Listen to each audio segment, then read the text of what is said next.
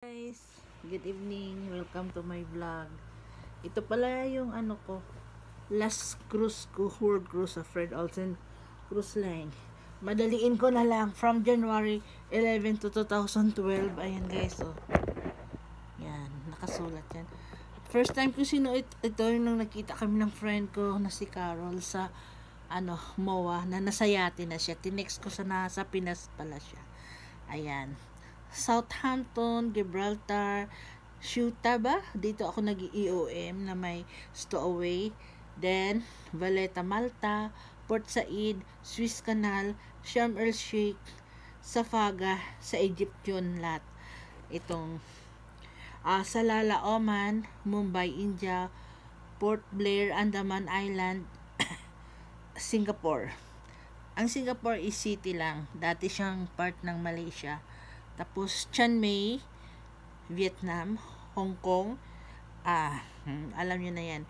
Manila, Kota Kinabalu, Borneo, Cairns, Hamilton, Brisbane, Sydney, Australia, New Caledonia, Port Vila, Vanuatu, Suva, Fiji. Dito nag-enjoy kami dito. Sa Bora Bora, then yan. Nakapagtupis-tupis, Papiti, Tahiti, Nukuhiba, France, Polynesia. Ito yung sa Marquesas Island, itong mga Mainuko na yan. Mainuko, Alofa, ganyan. Callao, Peru na nakarating ako sa Lima City.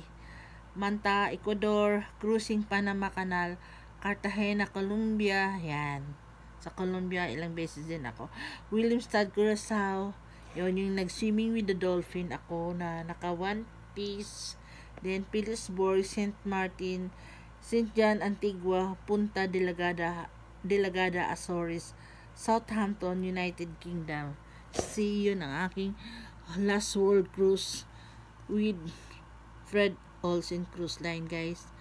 Yun, naalala ko nung sinuot ko to, nung nakita kami ng friend ko sa MOA, yung nakatalikod ako, binabasa ng mga naririnig ko.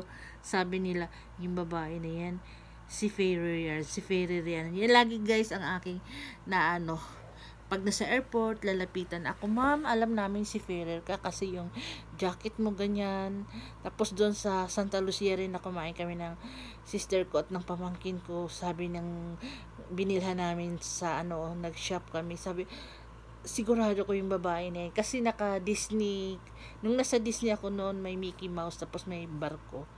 Yun. Tapos nung sa na kami, nasa restaurant na kami, talagang in-approach ako ng lalaki. Sabi, ma'am, nagbabarko ka Marami akong naririnig na ganon. Meron ngang na sa maleta ko naglagay ng sulat na i-text ko raw siya. Sabi niya, alam ko si Ferrer ka, ma'am, can you be my text mate? Tapos nilagay niya doon sa sa name tag ng maleta ko nung nasa Disney ako. Okay, yan lang ang sharing ko. Madalian lang. Good night.